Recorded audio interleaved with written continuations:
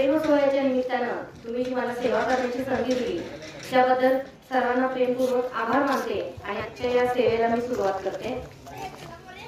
खरोखर आनंद वाटत आहे।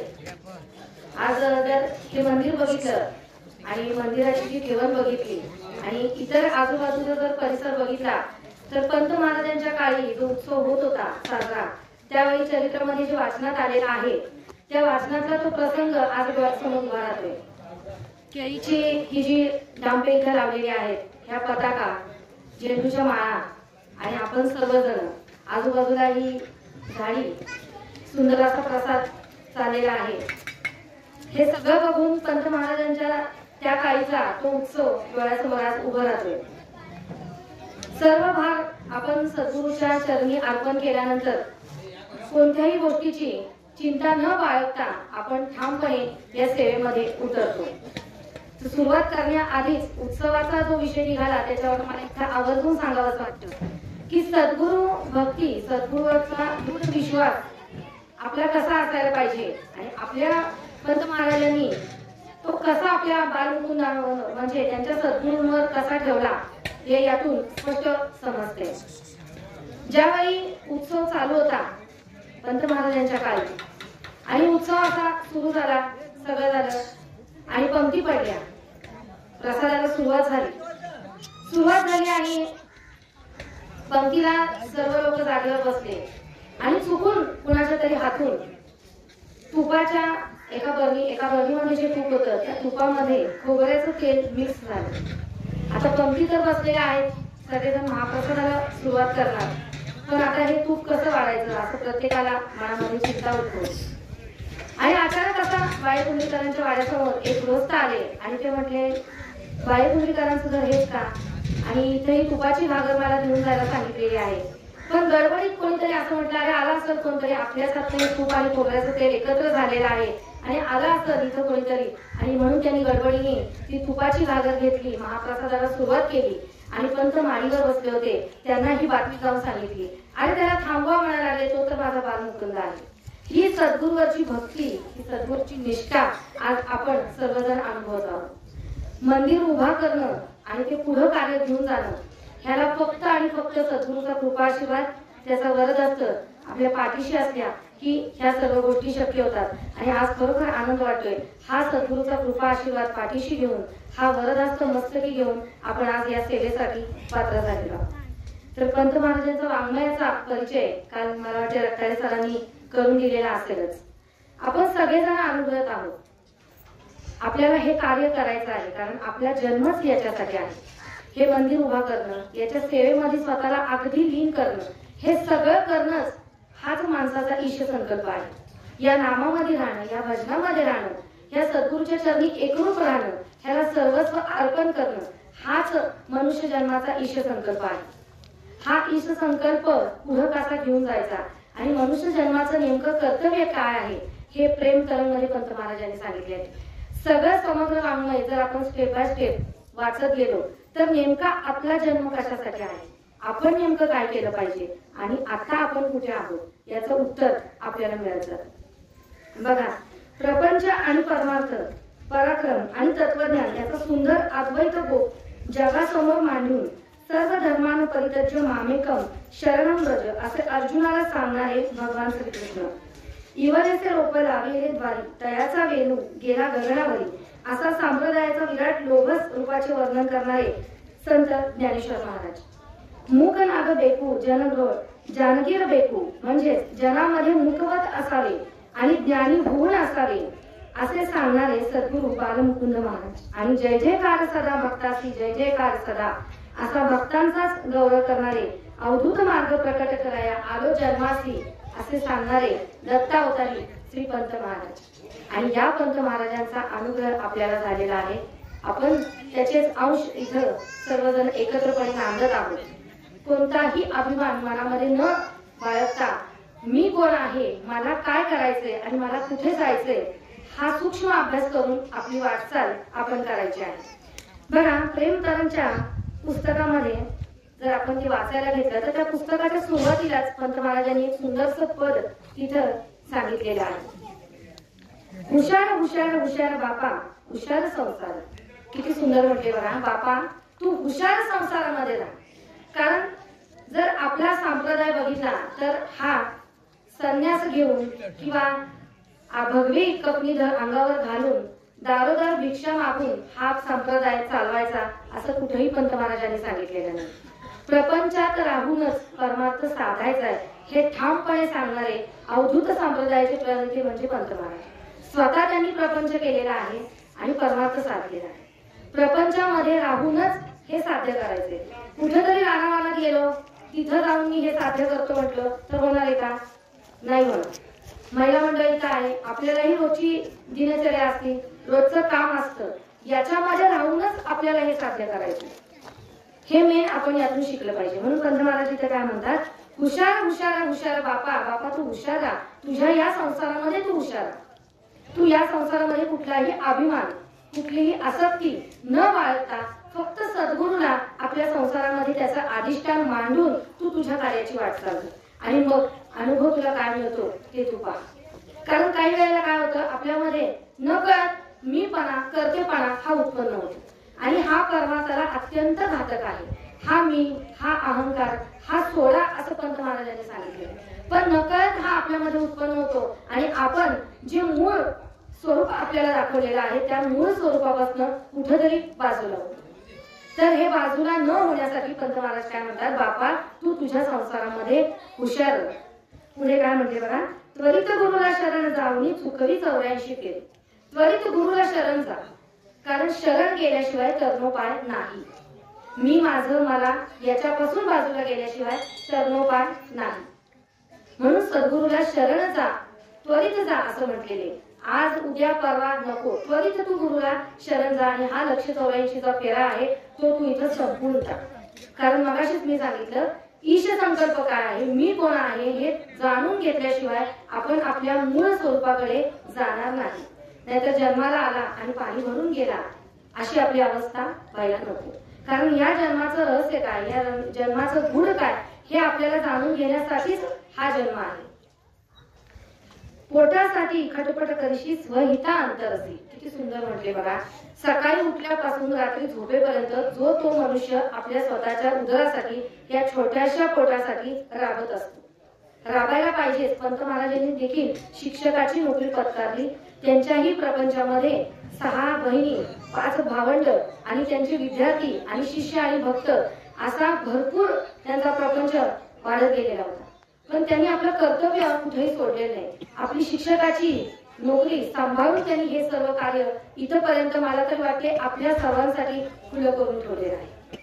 मग आपण हे करत असताना आपलं अंतरसी, आपल्याला अंतरामध्ये काय सांगितलेलं आहे, काय दाखवलेलं आहे, हे आपण सगळं करत असताना ते मेन जो मूळ बाबा आहे तो कधीही विसरता कामा नये.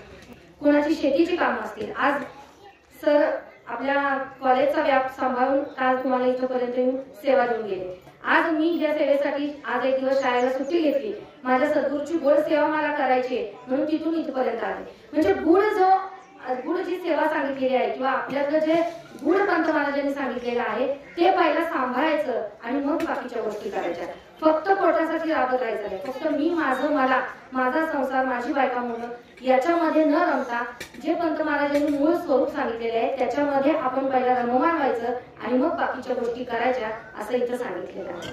बघा पुढे काय म्हणतात, नाश होतो आयुष्याचा नको गया काशी. जिथं जन्म आहे तिथं मृत्यू हा निश्चित आहे. अनेक तीर्थाटन केली, गया काशी केली, तरी पण जर अज्ञानाची गाठ जिथं सुटणार नाही त्या गोष्टी जर आपण करत बसलो तर जे मूळ स्वरूप पंत महाराजांनी सांगितलेलं आहे ते जर आपण विसरून गेलो तर या बाकीच्या गोष्टीचा काय उपयोग होईल का? जर अज्ञानच आमच्या अंतरंगामध्ये आहे आणि आम्ही काशीला गेलो आणि आपलं स्वरूपच काय आहे आपल्याला माहित नाही तर आपल्याला या गया काशीचा उपयोग होणार आहे का? नाही होणार. तसं आमच्या कर्नाटकाच्या एका पुस्तकामध्ये सांगितलेलं आहे. इतका सुंदर धडा आहे तो शिकवताना देखील आनंद वाटतो. मनुष्य एक असतो आणि त्याला काय वाटतं की ही मोठी मोठी माणसं पेपर वाचतात, चष्मा लावून पेपर वाचतात म्हणजे चष्मा लावल्यावरच पेपर वाचायला येतो असा त्याचा भ्रम असतो. बघा अज्ञानाची गाठ कशी सुटते याच्या पाठीमागचं तात्पर्य इथं आहे. त्या माणसाला असं वाटतं की चष्मा लावल्यानंतरच मला पेपर वाचायला येणार आहे म्हणून तो चष्म्याच्या दुकानामध्ये जातो आणि त्याला म्हणतो मला छानसा चष्मा द्या, मला वाचता आलं पाहिजे. त्या दुकानदाराला काही माहिती नसतं. त्याने एक सुंदर चष्मा बनवतो आणि त्या माणसाला देतो आणि म्हणतो, हे पुस्तक तुम्ही वाचा आणि बघा या चष्म्यातनं तुम्हाला व्यवस्थित दिसतंय का. तो माणूस पुस्तक उलट पकडतो, कारण अक्षर वाचायलाच येत नसतं, त्यामुळे त्यातलं काही ज्ञान आहे हे त्याला समजत नाही. पुस्तक उलट पकडतो. तेव्हा तो माणूस म्हणतो, दुकानदार, अहो तुम्ही पुस्तक उलट पकडले, सरळ पकडा आणि वाचा, म्हणजे तुमच्या चष्म्याचा नंबर व्यवस्थित आहे की नाही हे मला तुम्हाला सांगता येईल, तुम्हाला दिसतं का नाही हे मला तपासता येईल. पण तो माणूस पुस्तक सरळ धरल्यानंतर देखील त्याला वाचता येत नाही. मग दुकानदाराला प्रश्न पडतो, चष्मा तर व्यवस्थित करून गेलेला आहे, मग या माणसाला का वाचायला येत नाही. मग भरपूर प्रयत्न केल्यानंतर दुकानदाराच्या लक्षात येतं की ह्या माणसाला वाचायलाच येत नाही. किती जरी भारी क्वालिटीचा चष्मा दिला तरी ह्याला हे समजणारच नाहीये. याच्या पाठीमाग असा उद्देश आहे की जर अज्ञानाची गाठ सुटलेलीच नाही, अज्ञानच आमच्या अंतःकरणात गेलं नसेल तर आम्ही किती जरी तीर्थाटन केली, किती जरी जपतप केले, उपास केले, तरी मूळ जे स्वस्वरूप आहे याचं ज्ञान जर आम्हाला झालं नाही तर आम्हाला हे सगळं करून व्यर्थ होणार. म्हणून पंत महाराज म्हणतात, नाश होतो आयुष्याचा, नको गया काशी. हे करण्यामध्येच तुझा नाश होऊन जाईल. तुझा मूळ ईश संकल्प काय आहे, मनुष्य जन्माचा ईश संकल्प काय आहे हे प्रथम तू जाणून घे. गेह देह धन सुतारी सत्य मानसी माती. बघा, घरदार, आप्त इष्ट, पाहुणे, मुलं बाळ हे सगळं सत्य मानत आलेलं आहे. हे सत्य मानण्यातच तुझं आयुष्य चाललेलं आहे. पण खरं जे सत्य आहे हे तू कधी जाणून घेण्याचा प्रयत्न केलेला आहे. त्याच्यावर काल एक सुंदरशी गोष्ट मी मोबाईल मध्ये आलेली आहे, इतकी सुंदर वाचली. काल रात्री ती गोष्ट वाचली. त्यातून जो बोध पंत महाराजांनी सांगितलेले की आपण जो बोध घ्यायचा ते याच्यामध्ये सांगितलेला आहे. बघा, एक राजा असतो आणि त्या राजाच्या 4 राण्या असतात. पहिली राणी इतकी सुंदर होती की राजा तिला कायम बघतच बसला. दुसरी राणी इतकी सुंदर होती की ती तिला सतत जवळच तिच्या फिरायचा राजा. तिसरी राणी इतकी सुंदर होती की तिला कायम बरोबरच घेऊन फिरायचा. आणि चौथी जी राणी होती त्याच्याकडे राजा कधीच लक्ष देत नव्हता. बघा किती सुंदर याच्यामध्ये म्हटलेले आहे. त्यानंतर ह्या 4 राण्या राजाकडे होत्या. राजा कालांतराने म्हातारा झाला, कारण जिथे जन्म आहे तिथे मृत्यू हा होणारच. तसं राजाचाही अंतकाळ जवळ आला. राजा म्हातारा झाला, मरणावस्थेमध्ये पोहोचला. पहिल्या राणीकडे तो गेला आणि बोलला, मी तुला एवढं प्रेम दिलं, तू माझ्या सोबत येशील का. किती सुंदर प्रश्न राजाने त्या राणीला विचारला. मी तुला आयुष्यभर इतकं प्रेम दिलं, तू माझ्यासोबत शेवटला येशील का. तर ती राणी म्हणाली की नाही, मी तुझ्यासोबत येणार नाही. त्यानंतर राजाने दुसऱ्या राणीला तोच प्रश्न केला की तू माझ्यासोबत येशील का. तर ती राणी देखील म्हटली, मी स्मशानापर्यंत तुमच्यासोबत येईल, तिथून पुढे तुमचा प्रवास तुम्हाला एकट्याला करायचा आहे, मी तुमच्यासोबत येणार नाही. तिसऱ्या राणीला देखील राजाने हाच प्रश्न केला की तू माझ्यासोबत येणार का. तेव्हा त्या राणीने देखील सांगितलं, नाही, मी तुमच्या सोबत येणार नाही, तुम्ही गेल्यानंतर मी पुन्हा दुसऱ्या सोबत जाणार आहे, त्यामुळे माफ करा, माझा प्रवास इथपर्यंतच आहे. त्यानंतर चौथ्या नंबरची जी राणी होती ती राणी राजाच्या समोर आली. राजाला वाटलं होतं की आता हिला विचारायचं कसं, कारण हिच्याकडे तर मी कधी बघितलंच नाही, हिला कधी मान दिला नाही, प्रेम तर कधी दिलंच नाही, साधा प्रेमाचा शब्द देखील मी हिच्याशी कधी केला नाही, आणि हिला मी कसं विचारायचं. पण ती राणी स्वतःहून राजाला म्हणती, तुम्ही स्वर्गात जा अगर नरकात जा, पण मी कायम तुमच्या सोबत येणार आहे. हे ऐकून राजाला बरं वाटतं आणि ती राणी राजाच्या सोबत यायला लागली. आता या कथेतील राजा कोण आणि राणी कोण हा प्रश्न आपल्याला मनामध्ये आला असतो. तर हा कथेतला राजा आणि राणी म्हणजे आपण स्वतःच. तर ते कसं बघा, पहिली राणी ते म्हणजे आपलं शरीर. या शरीरावर आपण इतकी प्रीती दाखवतो. पंत महाराजांनी सांगितलेल्या जागृत अवस्थेमध्ये काय तू करशील ती देहप्रती, झोपल्यानंतर काय, कानामध्ये कापूस घालतो, स्कार्फ बांधतो, पायामध्ये सॉक्स घालतो, स्वेटर घालतो. चुकून जर साप आला आणि चावलास तर झोपेमध्ये असल्यानंतर तुम्ही या देहाची प्रीती काय राखणार, या देहाचं संरक्षण तुम्ही काय करणार. आयुष्यभर हा देह सजवण्यामध्ये आमचं आयुष्य गेलेलं. हा साबण पाहिजे, केसाला हा शॅम्पू पाहिजे, आरशामध्ये उभा असताना भरपूर प्रकारचे कॉस्मेटिक्स पाहिजे हा देह सजवण्यासाठी, या देहाला चांगलं म्हणण्यासाठी. पण हा देह देखील आपल्याला एक ना एक दिवस फसवून जाणार. पुढे बघा, दुसरी राणी ती म्हणजे आपली मुले, आपली संपत्ती, आपले आप्तेष्ट, ते देखील स्मशानापर्यंत. एकदा अग्नी या देहाला, या अग्नी नारायणाच्या समर्पित या देहाला केले की ते देखील पाठ फिरवतात आणि घरी जातात. घरी देखील जेवण येऊन पडलेलं असतं, जळणारं जळत असतं, घरी देखील रडणाऱ्याला मुखामध्ये घास भरवत असतात. हीच काय प्रीती, म्हणजे हे देखील साथ सोडून जातात. तिसरी जी राणी आहे ती म्हणजे धन आणि पैसा. हे धन हा पैसा कमवण्यासाठी आपलं आयुष्य आपण खर्ची घालवतो, पण जो मूळ ईश संकल्प आहे त्याच्यापासून आपण वंचित होतो, त्याच्यापासून आपण कुठेतरी लांब जातो. हा पैसा कमवण्यासाठी, हे धन आपण मिळवण्यासाठी किती जरी मोठं घर बांधलं, किती जरी घरामध्ये मोठं बाथरूम बांधलं, तरी शेवटची अंघोळी बाहेर असते हे आपण कायम विसरत असतो. आणि हे कमवण्याच्या नादामध्ये आमचं मूळ जे स्वरूप आहे त्याच्यापासून कुठेतरी आपण बाहेर येतो. पुढं जे सांगितलेलं आहे, चौथी जी राणी ती म्हणजे पुण्यकर्म आणि माणुसकी धर्म. या पुण्यकर्मामध्ये आणि या माणुसकी धर्मामध्ये आपण मागं पडलेलो असतो, त्याच्याकडे आम्ही कधी लक्षच दिलं नाही. ही म्हणजे चौथी राणी, याच्याकडे कधी आम्ही लक्ष दिलं, पुण्यकर्म कधी मिळवण्याचा प्रयत्न केला, कधीच नाही. माणुसकी हा धर्म आहे, हा धर्म कधी पाळण्याचा प्रयत्न केला, कधीच नाही. तर पंतप्रधानांचे हे स्वस्वरूप आहे, हे स्वस्वरूप जाणता जरी नाही आला आपल्याला, त्या स्वरूपाशी एकरूप होण्याचा नाही जरी प्रयत्न करता आला, तरी हे पुण्यकर्म मिळवण्याचं आणि ते गाठोडं आपल्याकडे साठवण्याचा आम्ही नक्कीच प्रयत्न केला पाहिजे. तुम्ही म्हणाल ते कसं? तर बघा, हे रोजच्या जीवनामध्ये जात असताना कारण नसताना कुणाला आपल्याकडनं वाईट शब्द जातो का? कारण नसताना आम्ही कुणाचं मन दुखावतो का? कुणाला आपल्यापासून त्रास होतो का? परपीडा होती का? हे जाणणं देखील परमार्थ आहे. परमार्थ म्हणजे काय? सतत उठून 24 तास त्याच्या पुढे उभं राहून भजन करणं, टाळ कुटणं म्हणजे परमार्थ साधणं आहे का? नाही. दुसऱ्याचं अंतःकरण जाणणं म्हणजे परमार्थ आहे, त्याच्या भावना जाणणं म्हणजे परमार्थ आहे, त्याच्यापर्यंत जाऊन पोहोचणं म्हणजे परमार्थ आहे. आम्ही तिथं नसताना आमचं नाव तिथं प्रेमाने त्याच्या ओठामध्ये निघणं, आमच्यासाठी त्याच्या डोळ्यामध्ये अश्रू येणं, हा म्हणजे परमार्थ आहे. नाहीतर एकदा पण निघून गेला, बरं झालं एकदा ताप गेला असं न, हे म्हणजे परमार्थ नाही. बघा, सुधीर पंत वाळेगुंद्री हे आज आपल्यामध्ये नाहीये, पण ते कायम एक बोध द्यायचे की माणूस जन्माला आल्यानंतर सगळं जग हसत असतं आणि ते माणूस रडत असतं, ते बाळ छोटं रडत असतं. आणि जेव्हा ते रडणारं बाळ मोठं होतं, त्याचं यश, कीर्ती आणि त्याचं कार्य इतकं उत्तुंग पाहिजे, इतकं शिखरावर गेलेलं पाहिजे की तो माणूस जग सोडून जाताना समोरच्याच्या डोळ्यामध्ये पाणी आलं पाहिजे आणि तो माणूस निघून गेला पाहिजे, हास्य स्मिताने तो निघून गेला पाहिजे. इतकं कार्य आपलं चोख आणि प्रामाणिकपणे पाहिजे. आपण हे जग, ही दुनिया जरी सोडून गेलो तरी पण आपली आठवण तिथं कायम राहिली पाहिजे. इतकं कार्य आपलं चोख आणि प्रामाणिक पाहिजे. मग आपण ते करण्यासाठी तितके पात्र आहोत का? आमच्याकडनं ते कार्य होत आहे का? हा परमार्थ आम्ही साध्य करत आहोत का? याचा सूक्ष्म अभ्यास आपल्याला करायचा आहे. कारण आहार, निद्रा, भय आणि मैथून या चारही गोष्टी मनुष्यालाही आहेत आणि पशु पक्ष्यांना देखील आहेत. पण बुद्धीची आणि ज्ञानाची जी देणगी आहे ती फक्त आणि फक्त मनुष्याला आहे. या बुद्धीच्या जोरावर मनुष्य चंद्रावर जाऊन पोहोचलाय, पण मूळ स्वरूप जे काय आहे ते जर विसरला तर त्याच्या कुठल्याही कार्याला काही अर्थ राहणार नाही. म्हणून ते जे मुख्य कार्य आहे त्याचा पाठलाग करूया. ह्या चार ज्या राण्या सांगितलेल्या आहे, ह्या चारही राण्या आज आपल्यामध्ये आहेत.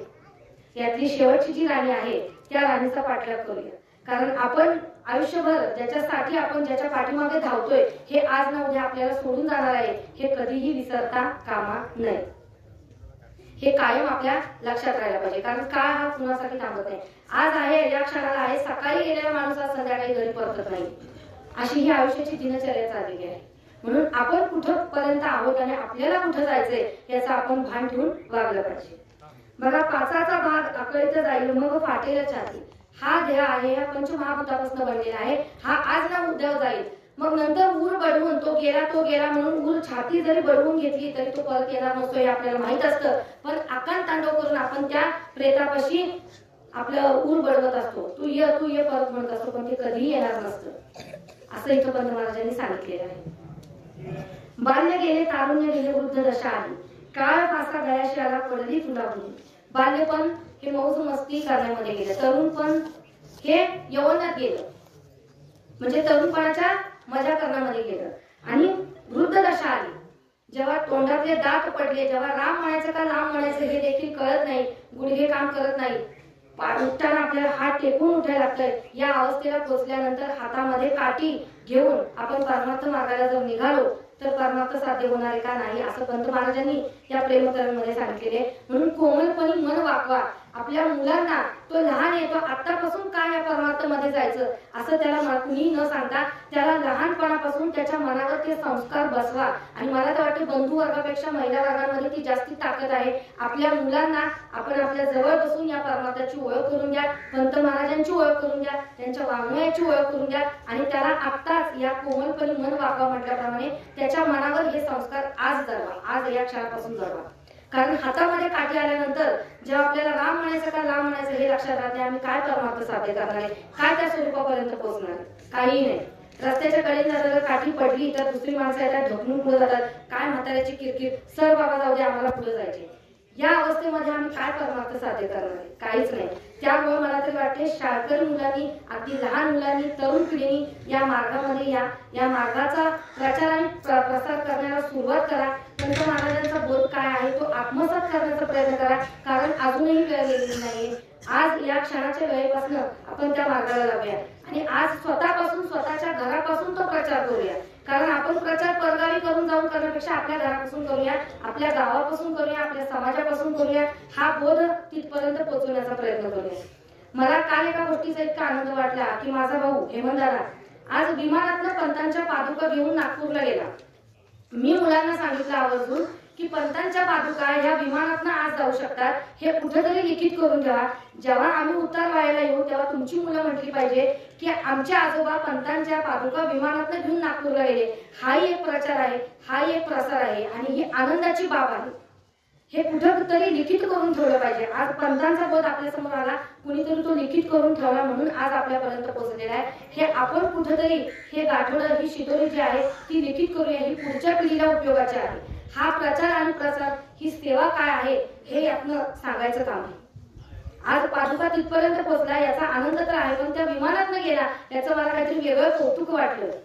या पादुका विमानातनं गेला, तो पंतांचा फोटो त्या विमानाच्या सीटवर बसला. मी इतका वेळ त्याच्याकडे बघितलं की बाबा काय कसं कार्य पंत महाराज आपल्याकडनं करून घेतात की आज एवढ्या लांबपर्यंत ही भरारी पोहोचलेली आहे. तर आपणही सगळ्यांनी आपल्या स्वतःपासून ठरवूया, मला पंतांचं कार्य करायचंय, ते प्रामाणिकपणाने करायचंय. कोणताही अहंकार, कुठलाही अभिमान, कोण मला चांगलं म्हणेल, कोण मला वाईट म्हणेल, काहीही डोक्यामध्ये घेऊ नका. मला माझ्या सद्गुरूचं कार्य करायचंय, तिथपर्यंत पोहोचवायचंय आणि मी ते प्रामाणिकपणे करेल. हा एकच भाव आपल्या मनामध्ये उरायला पाहिजे. कारण जसा भाव आहे तसा देव असतो. भाव बदलला की देव बदलला. त्यामुळे भाव कधीही बदलू द्यायचा नाही. तो भाव शुद्ध ठेवायचा, प्रामाणिक ठेवायचा आणि मग त्याच्यामध्ये उतरायचं. बाकी सगळं श्री गुरुदेव दत्त पंत महाराज बघत असतात. शब्दखंडन मी पण त्यागे आत्मकाळा पाही, नेती नेती रूप तुझे वदती चार साई. हे जे स्वस्वरूप आहे याला नेती नेती, तो असाही नाही मग तो कसा आहे हे म्हणून वेदही थकलेले आहे. असं या सद्गुरूचं स्वरूप आहे आणि त्या सद्गुरूचं स्वरूप पंत महाराजांनी तुम्हा आम्हाला दिलेलं आहे. त्या स्वरूपाशी कसं खेळून राहायचं, जसं गुळाला मुंग्या चिकटून राहतात तसं या सद्गुरूला आपण कसं चिकटून राहायचं हे आपण जाणलं पाहिजे, हे आत्मसात केलं पाहिजे. आणि ह्या पंत महाराजांचा हा ध्वज आहे हे त्रिलोकी फडकायला पाहिजे. ही तूची तुतारी आपण वाजवायला पाहिजे. आजपासून या क्षणापासून आपण ती हातामध्ये घेऊया, ती वाजवूया. आज या जरळी ग्रामस्थांनी हे सुंदरसं मंदिर बांधलेलं आहे. याच्यामध्ये मगाशी सरांनी सांगितल्या पद्धतीनं मेळावे, सत्संग आजपासून तुम्ही चालू करा. कोणताही एक वार त्याच्यामध्ये निश्चित करा. त्या वेळेला त्या काळी आपण तिथं जमा होणार.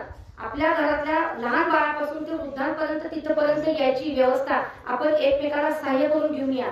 नाहीतर आज आम्ही आमच्या गावामध्ये कशी पद्धत पाडलेली आहे, मंदिरामध्ये कार्यक्रम असला की घरचा एकच प्रतिनिधी तिथं जायचं. कुलकर्ण्यांच्या घरातलं कोणतरी एक आले, कुणी आमच्याकडे बोट टाकायला नको. म्हणून आम्ही काय केलं, ही सगळी परिस्थिती बघून आम्हीच एक 10 जण रक्ताळे सरांच्या घरी गेलो. म्हणजे रक्ताळे सरांच्या घरातली एक 4 माणसं आम्हाला तिथं ऐकायला, श्रवण करायला मिळाली. म्हणून आम्हीच काय केलं की प्रत्येकाच्या घरी जायचं, त्यातली 10 माणसं त्याच्यामध्ये सामील होतात, तो बोध ग्रहण करतात, आत्मसात करतात आणि त्यांच्यामध्ये देखील पंत महाराजांचा जो बोध आहे तो पेरला जातो, तो प्रचार होतो, तो प्रसार होतो. हे एक काम आम्ही निपाणीच्या वतीनं करायला सुरुवात केलेली आहे. तुम्ही सुरुवातीला मंदिरामध्ये करा, मंदिरानंतर प्रत्येकाच्या घरी करा, घरात नंतर तुम्ही ह्या सगळ्यांना एकत्र करा आणि मोठे मोठे सत्संग मेळावे घ्यायला सुरू करा.